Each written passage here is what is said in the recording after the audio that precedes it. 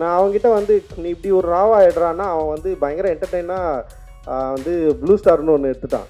இவன் வந்து எப்படின்னா பயங்கர லவ் ஒரு என்டர்டெயினாக தான் இருப்பான் அப்படின்னு பார்த்தா இவன் பயங்கர எமோஷ்னலான ஒரு படம் எடுத்துன்னு வந்திருக்கான். டோட்டல் கான்ட்ராஸ்ட் ரெண்டு பேருமே. பொல்லாதனை விட நாங்கள் பயங்கரமாக பேசுனது வந்து ஆடுகளம் பற்றி தான்.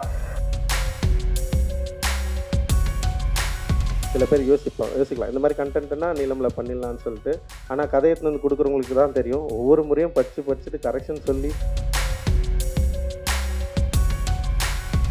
மனித உணர்வுகளையும் இந்த சமூகத்தின் மீதும் பெரிய அக்கறை கொண்ட திரைப்படங்கள் தான் என்னை பயங்கரமாக என்னை பாதிச்சுது. ஜெய்வேன், ரொம்ப சந்தோஷம், மகிழ்ச்சி உங்களை எல்லாரும் பாட்டில் ராதா அப்படின்ற ஒரு நிகழ்வில் சந்திக்கிறதுல. அண்ட் வந்து ஆக்சுவலி தினகரன் வந்து பயங்கர பிளஸ்டுன்னு நினைக்கிறேன். முக்கியமான சம்பவக்காரங்கள்லாம் இங்கே இருக்காங்க. அவங்களாம் படம் பார்த்துட்டு வந்து தினகரனை விஷ் பண்ணுறது. குறிப்பாக எனக்கு வந்து தமிழ் சினிமாவை வந்து வேறு மாதிரி மாற்றி விட்டவங்க இங்கே வந்து இருக்கிறது, அதுவும் படம் ரிலீஸ் முன்னாடியே வந்து தினகரை பிளஸ் பண்ணுறது அப்படின்றது வந்து ரொம்ப சந்தோஷம். நன்றி sir. Thank you. Lingusamy sir, Ameer sir, Vetri அண்ணா, மிஸ்கின் அண்ணா, அவங்களெல்லாம் பற்றி பேசி தான் நாங்கள் சினிமாவுக்குள்ளே வந்தோம். நான், தினகர், ஜெய் இருக்கான். 3 பேருமே காலேஜில் படிக்கிறப்பவே வந்து எங்களுக்குள்ளே வந்து இதை பற்றின நிறைய டிஸ்கஷன் இருக்கும். பருத்தி வீரனாக இருக்கட்டும், லைக் வந்து ரன்னாக இருக்கட்டும், அண்ட் வந்து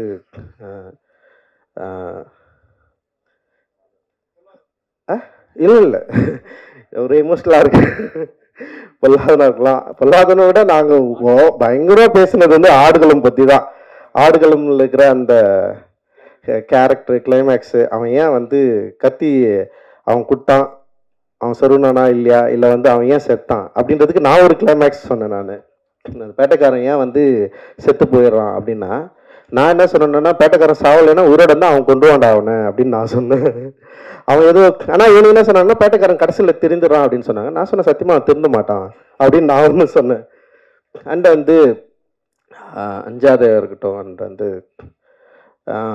ஓனாய் மாட்டிக்குட்டியும் அவருடைய சினிமாக்குள்ள அந்த மனித உணர்வுக்குள்ள குறிப்பாக வந்து ஒரு திருநங்கை கேரக்டரை வந்து அவர் பயன்படுத்தி அப்படி பேச வச்சார்ல, அந்த ஒரு நிமிஷம் ஒரு 2 நிமிஷம் கதை இருக்கும். ஒரு பயங்கரமாக எமோட்டானேன் நான்.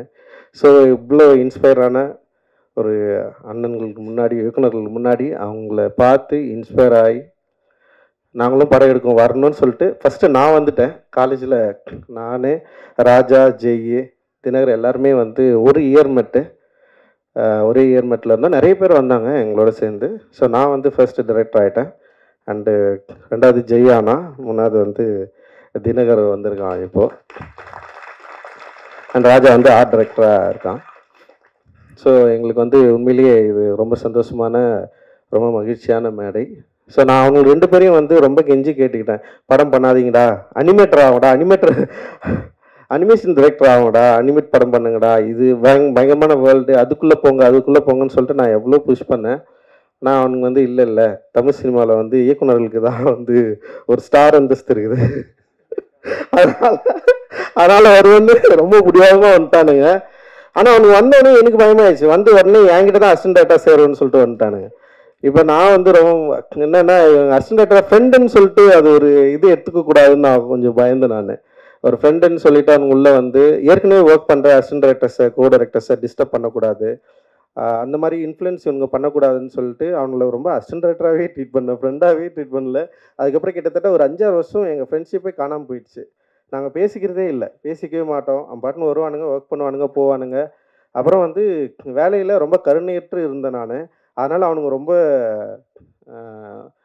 பயந்து தான் வேலை செஞ்சானுங்க. ஆனால் பயங்கர எஃபோர்ட் போட்டானுங்க. நிச்சயமாக என்னுடைய மற்ற உதவி இயக்குநர்கள் எந்த அளவுக்கு சிரத்தையோடு என்னுடைய வெற்றிக்கு, என்னுடைய திரைப்படத்துக்கு பாடுபட்டார்களோ அதே போல் வந்து பாடுபட்டவர்கள் தான் இந்த 2 பேருமே. ஸோ என்னுடைய உதவி இயக்குநர்களும் இன்றைக்கி வந்து படம் பண்ணிட்டுருக்கிறப்போ என்னுடைய நண்பர்களாக, என்னோடய உதவி இயக்குநர்களாக அவங்களும் இன்றைக்கி வந்து படம் பண்ண போகிறாங்க. அண்டு இதை பார்க்குறப்போ வந்து உண்மையிலேயே வந்து ரொம்ப சந்தோஷமாக இருக்குது.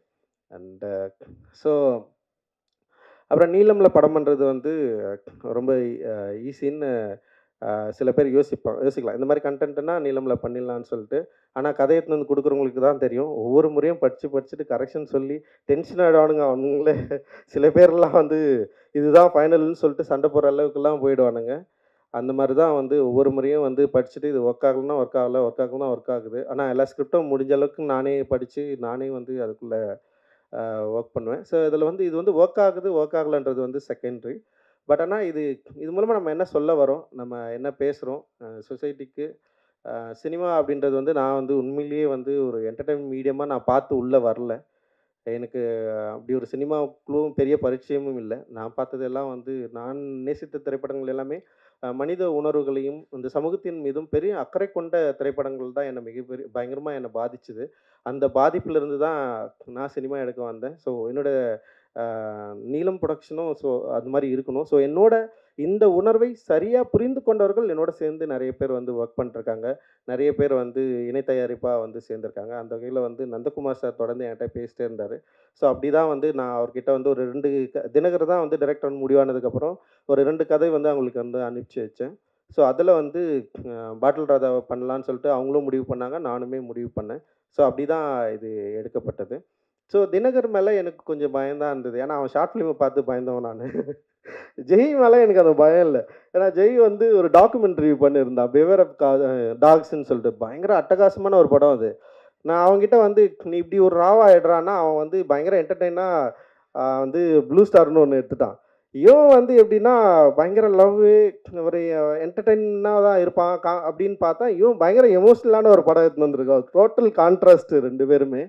அண்ட் வந்து அது என்ன ஃபர்ஸ்ட் டைம் வந்து நான் படம் பார்த்து முடிச்சதுன்னே வந்து பார்த்தா வெல் எக்யூப்டு ஒரு படமாக அது இருந்தது. டெக்னிக்கலாகவும் சரி, ஆர்டிஸ்ட்டு நடித்தது.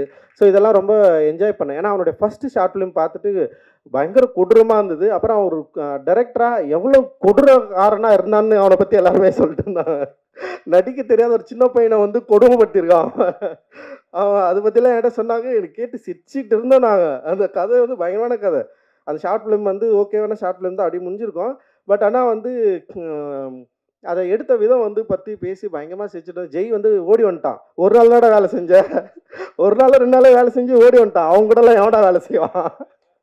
ஸோ அந்த அளவுக்கு வந்து விஜயநகருடைய கொடுமையை வந்து நான் தான் யோசிச்சேன். டேய் நான் சொல்லி அனுப்பிச்சேன், ஸ்பாட்டில் யாரையும் திட்டாதடா, ஆக்டருங்களை திட்டாமல் வேலை வாங்கடா, கொஞ்சம் கவனமாக இருடா. நான் ஸ்பாட்டுக்கே போகல ஃபஸ்ட்டு.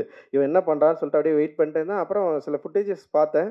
பார்த்தோன்னே வந்து பரவாயில்லையே இவன் டைரக்டர் ஆகிடுவான்டா அப்படின்ற மாதிரி வந்து எனக்குள்ளே ஒரு கான்ஃபிடென்ட் வந்தது. அந்த கான்ஃபிடென்ட் அடிப்படையில் சரி அப்படியே நான் அவனை வந்து விட்டேன் நான். அப்புறம் பார்த்தா ஒரு பயங்கரமாக இப்படி ஒரு எமோஷ்னலான ஒரு படத்தை வந்து கொடுத்துட்டான். அண்ட் வந்து உண்மையிலேயே எனக்கு ரொம்ப சந்தோஷமாக இருந்தது. ஸோ இந்த படம் நிச்சயமாக வந்து ஆடியன்ஸை என்கரேஜ் பண்ணும். அதே நேரத்தில் வந்து எமோட்டிவாகவும் அண்ட் ஒரு விழிப்புணர்வாகவும் ஆக்கும் அப்படின்றதுல வந்து எங்களுக்கு வந்து ஒரு பெரிய நம்பிக்கை இருக்குது. நான் வந்து 12th படிக்கிறப்போ தனியாக ஒரு நைட்டில் உட்காந்து ஒரு நாள் வந்து சூசைட் பண்ணிக்கலாம்னு யோசித்தேன். அது என்னன்னா வந்து இதுதான் அந்த என் வீட்டில் வந்து எங்கள் அம்மா ரொம்ப கஷ்டப்பட்டே இருப்பாங்க எப்போ பார்த்தாலும். அழுதுனே இருப்பாங்களா, அது வந்து பார்க்கவே முடியாது என்னால். ஸோ அது வந்து திடீர்னு என்னை வந்து பயங்கர ஒரு எமோஷனல் ஆக்கி விட்டுச்சு. அப்புறம் வந்து அந்த அந்த மாதிரி ஒரு ஏஜுக்கு போயிட்டேன். அது யாருக்குமே தெரியாது. யார்கிட்டயும் நான் ஷேர் பண்ணதில்லை. எங்கள் அண்ணன் கூட இங்கே இருக்குது. ஸோ அது வந்து எவ்வளவு கொடுமையானதுன்றத வந்து நேரடியாக நின்று அனுபவிச்சவன். ஸோ இவன் வந்து ஒரு ஸ்கிரிப்ட் அப்படி எடுத்துன்னு வந்து கொடுத்தவொடனே நான் அதை படித்து வந்து எனக்கு பயங்கரமா என்ஜாய் பண்ணேன் நான். எப்புட்றா அவன் இத எழுதுனான்? எப்படி இந்த லாங்குவேஜ புடிச்சான்? எப்படி இத பேசுறத வந்து அவன் வந்து அந்த டயலாக்ஸ எப்படி அந்த நுவான்சஸ எப்படி வந்து புடிச்சான்? அண்ட் வந்து அதுல வந்து அஞ்சலை இருக்குதுல்ல, அஞ்சலை தான் என் அம்மா. நான் என்னுடைய ஆசையே என்னன்னா, என் அம்மா வந்து கஷ்டப்பட்ட மாரி என் பொண்டாட்டி கஷ்டப்படக்கூடாது, என் புள்ளைங்க கஷ்டப்படக்கூடாது. அதுதான் நான் வந்து பயங்கரமா ஏன்னா ஊர்ல ஒரு கொண்டாட்டம், ஒரு திருவிழான்னா எல்லார் வீடும் சந்தோஷமா இருக்கும். ஆனா எங்க அப்பா எங்கள பயங்கர சந்தோஷமா எங்க அப்பா மாரி எங்கள வளர்த்தது கிடையாது. யார் வீட்டாண்ட போய் எங்கள நிக்க வச்சது கிடையாது. சாப்பாடுக்கும் சரி, படிப்புக்கும் சரி பயங்கரமா பார்த்துப்பாரு. எங்களோட ட்ரெஸ் எல்லாம் வந்து எங்க அப்பா அவ்ளோ எங்கள பத்தி யோசிப்பாரு. கல்விய பத்தி எல்லாத்த பத்தி யோசிப்பாரு. ஆனா குடின்னு வரப்போ வந்து அவர இழந்துருவாரு எங்க அப்பா. ஆனா கடைசி காலத்துல அவர் வாழணும்னு நெனச்சாரு. நான் இப்படி ஒரு பொசிஷன் வந்ததுக்கப்புறம், நான் இன்னும் கொஞ்ச நாள் நான் உயிரோட இருக்கணும்டா அப்படின்னு ஆசைப்பட்டாரு. பட் அவருடைய லிவர் ஃபெயிலியர்ல தான் அப்பா வந்து இறந்துட்டாரு. அது ஆக்சுவலி வந்து ஒரு 6 மந்த்ஸ் டைம் குடுத்தாங்க. பார்த்தா 1 வீக்லயே வந்து இறந்துட்டாரு. ஸோ அது ரொம்ப ஒரு கவலையான ஒரு ஒரு விஷயமா எனக்கு இருந்தது. ஆனா தெரியல. நான் அந்த டைம்ல எங்க வீட்ல வந்து ஒரு ஜிம் மாரி செஞ்சு வச்சிருந்தோம். இந்த இடத்துல உட்காந்து ஒரு இருட்டுல வந்து நான் தனியா உட்காந்து யோசிச்சுட்டு இருந்தேன். பட் ஆனா, அதுக்கப்புறம் வந்து நான் எப்படி அதுலேருந்து மீண்டு வந்தேன்னு எனக்கு தெரியல. வெறும் அந்த நிமிஷம் மட்டும் எனக்கு ஞாபகம் இருக்கு. ஸோ, அதுக்கப்புறம் நான் பொதுவா எங்க வீட்ல அதிகமா இல்ல. எங்க அப்பாவுடைய ஸோ இந்த மாதிரியான பிரச்சனைகள அதிகமா ஹேண்டில் பண்ணது வந்து எங்க அம்மா, எங்க அண்ணன், என் தம்பி இவங்க தான் வந்து பயங்கரமா அதுக்குள்ள இருந்தாங்க. நான் வந்து பொதுவா வீட்லயே இருக்க மாட்டேன். வெளியிலேயே தான் இருந்தேன் நான் படிச்சதுலேருந்து எல்லாமே. ஸோ, அதனால வந்து ஓரளவுக்கு நான் தப்பிச்சு தான் இருந்தேன் நானு. பட் ஆனா வந்து அந்த எமோஷன என்னால படிக்க முடிஞ்சது. நாட் ஒன்லி என்னோட அப்பா, தினகரோட அப்பா கூட சொல்லலாம். லைக் நெறைய நெறைய பேர நாங்க அப்படியே கிட்ட இருந்து பார்த்துருக்குறோம். அண்ட் வந்து இது குடி நோயின்றத வந்து அண்டர்ஸ்டாண்ட் பண்றதுக்கே வந்து ரொம்ப நாள் ஆச்சு.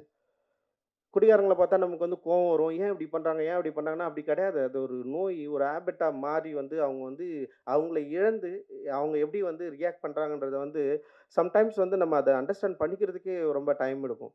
ஸோ அப்படிதான் அப்படி ஒரு படத்த நம்ம எடுக்குறோம். அப்படி ஒரு படத்த வந்து நம்ம வந்து ஹேண்டில் பண்றோம். இது கரெக்ட்டா கொண்டு போய் சேர்க்கணும் அப்படின்ற ஒரு பயம் இருந்தது. ஆனா, இன்னைக்கு தேதியில வந்து சின்ன படங்கள கொண்டு வந்து தியேட்டர்ல சேர்க்கிறது வந்து மிகப்பெரிய சவாலா இருக்கு. அண்ட் ஓடிடிலயும் வந்து இந்த படத்த வந்து விக்கிறதுங்களும் வந்து பயங்கர சவாலான ஒரு இடத்த நோக்கி நகர்ந்திருக்கு. அந்த தியேட்டர் ரிலீஸ வந்து உண்மையிலேயே நெனச்சு பார்க்குறப்பயே வந்து ரொம்ப பயமா இருக்கு. அதுவும் இத்தனை திரைப்படங்கள தயாரிச்ச நீலம் புரொடக்ஷன் அண்ட் வந்து ஒரு இயக்குனரா பரவலா தெரிந்திருக்கிற ஒரு என்கிட்ட இருந்து கூட ஒரு படத்த வந்து ரொம்ப இலகுவா ஒரு படத்த வந்து ரிலீஸ் பண்றது அப்படின்றது ஒரு பெரிய சேலஞ்சிங் வந்து கிரியேட் பண்ணியிருக்கு. ஆனா வந்து இந்த சேலஞ்சோட நாங்க பயப்படல. சரி ஓகே இப்படி ஒரு சேலஞ்ச் இருக்கு. அதனால வந்து நம்ம வந்து ஒரு வணிக ரீதியாவோ, இல்ல வந்து அப்படி ஒரு படங்கள் எடுக்கக்கூடாதுன்னு நான் என்னைக்கும் அதுக்கு எதிரானவன் கிடையாது. பட் ஆனா வந்து அப்படி ஒரு திரைப்படங்கள் எடுக்கிறதுக்கான ஒரு வாய்ப்புகள் இருந்துமே ரொம்ப ஸ்ட்ரிக்ட்டா சில ரூல்ஸ டிசைட் பண்ணி, சில லிமிட்டேஷன கிரியேட் பண்ணி, இப்படி ஒரு திரைப்படங்கள் தான் எடுக்கணும். இப்படி தான் இருக்கணும். என்ன சவாலா இருந்தாலும், இப்ப என்னுடைய எல்லா திரைப்படங்களும் வந்து வெற்றி தோல்விய மீறி ஆடியன்ஸ் இத எப்படி அக்செப்ட் பண்றாங்க தான் நாங்க பார்த்துட்டே இருக்கிறோம். இதோட வெற்றியோட ரேஷியோ வந்து எப்படின்னா, ஒவ்வொரு படத்துக்கும் மாறுபடும். எல்லா படங்களுமே வந்து லாபகரமான படங்களா அப்படின்னா வந்து, அதுல சில கேள்விகள் இருக்கு. ஆனா எல்லா படங்களும் தோல்வி படமாலாம் இல்ல. அது எந்த வகையிலனா, வணிக ரீதியா நாங்கள் வந்து லாபம் ஈட்டாமல் போயிருக்கலாம்.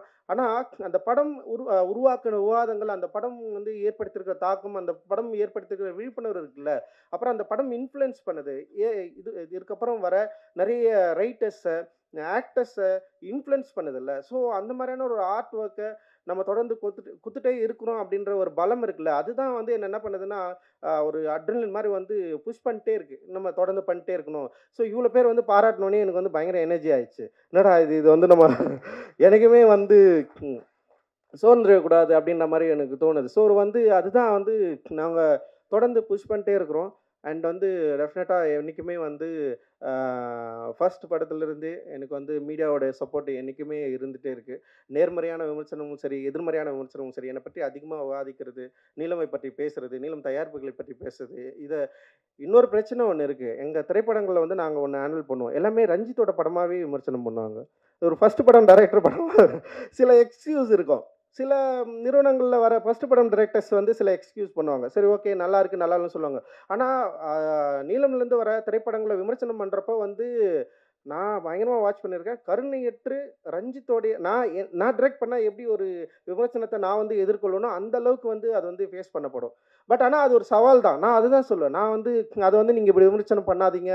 இல்ல வந்து நீங்க வேற மாரி எங்களுக்கு சப்போர்ட் பண்ணுங்க நான் சொல்லவே மாட்டேன். நீங்கள் இதை பற்றி பேசுவதே வந்து ரொம்ப ஒரு சாதகமான சூழ்நிலையா நான் வந்து பார்க்குறேன். இந்த படத்தை பற்றி பேசுவதே ஒரு சாதகமான சூழ்நிலையாவும், ஒரு சப்போர்ட்டாவும் நான் வந்து பார்க்குறேன். பேசுவது தான் அவசியம். நீங்க அது வந்து எதிர்மறையாகவும் பேசலாம், நேர்மறையாகவும் பேசலாம். பேசுவது வந்து ரொம்ப ரொம்ப அவசியம். அந்த பேசுவதற்கான சூழலை தொடர்ந்து உருவாக்கணும். அந்த எனர்ஜிய வந்து நீங்க எனக்கு தரணும், எங்களுக்கு தரணும், நிறுவனத்துக்கு தரணும், இங்க இருக்கிற ஒவ்வொரு படைப்பாளிகளுக்கும் தரணும் அப்படின்றது தான் எங்களோட விருப்பம். ஸோ அதனால ரொம்ப மகிழ்ச்சி உங்களோட தொடர்ந்து இயங்குவதில். அண்டு இந்த திரைப்படத்தில் வந்து பணியாற்றிய டெக்னீஷியன் அண்ட் ஆர்டிஸ்ட் எல்லார பற்றியும் நீங்கள் வந்து டெஃபினட்டாக நீங்கள் வந்து பேசுவீங்க. அந்த நம்பிக்கை வந்து எனக்கு இருக்குது.